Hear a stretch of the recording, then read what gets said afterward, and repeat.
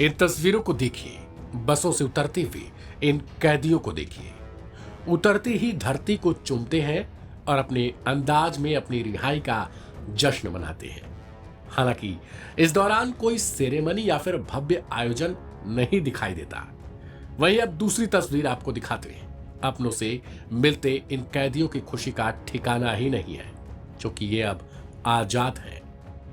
सालों से इस्राएल की जेलों में बंद थे। शायद इन्हें अंदाजा भी नहीं था कि एक दिन हमास इस्राएल से ऐसी कोई डील भी करेगा जिससे इनकी रिहाई करने को नेतन्याहू सरकार मजबूर होगी। हालांकि इस दौरान इस्राएली बंधकों के शवों को भी हमास की ओर से सौंपा गया, लेकिन हैरानी की बात, कोई आयोजन हमास की ओर से नहीं किया गया और न ही इस्राएल ने कुछ अलग कर दिखाया। गाजा में सीज फायर के पहले फेज के अंतिम दौर में होने से कुछ दिन पहले हमास ने 4 मरे हुए बंधकों को आखिरकार रिलीज कर दिया है। इसके बदले में इस्राएल ने सैकड़ों फिलिस्तीनी कैदियों की रिहाई कर दी। एक इस्राएली सुरक्षा अधिकारी ने इस बात की पुष्टि करते हुए बताया कि हमास ने लाशों को रेड क्रॉस को सौंप दिया है।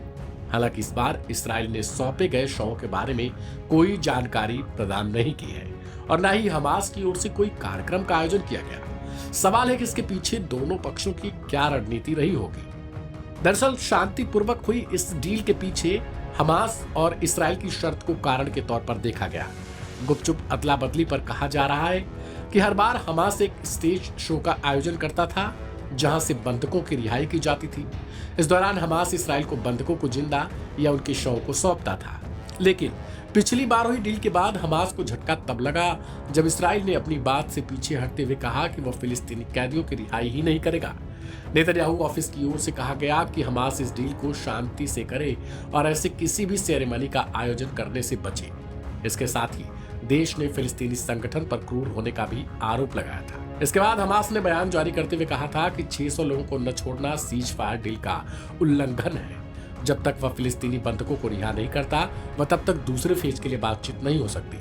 सीज फायर के बीच बीच में ऐसा लगातार बनता रहा माहौल जैसे कि कभी भी दोनों पक्षों में डील क्लोज हो सकती है और एक बार फिर से भीषण जंग स्टार्ट हो सकती है। लेकिन गिरते संभलते अभी तक सीज फायर कायम है।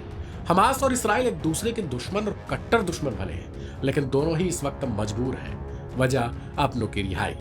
एक और सीज फायर, दूसरी ओर वेस्ट बैंक में इस्राएली सेना की कार्रवाई जारी है।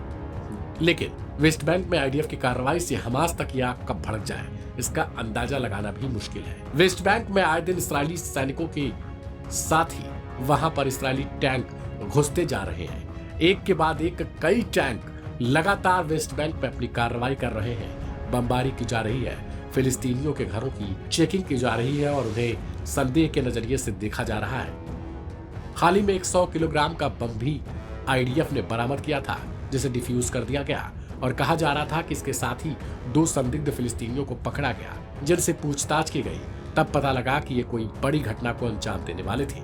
लिहाजा अब आने वाले समय में देखना दिलचस्प हो जाएगा कि हमास और इस्राएल के बीच चल रही इस डील का आखिर परिणाम क्या होता है। इस रिपोर्ट में इतना ही। तमाम अपडेट्स के लिए सब्सक्राइब करें लाइव हिंदुस्तान।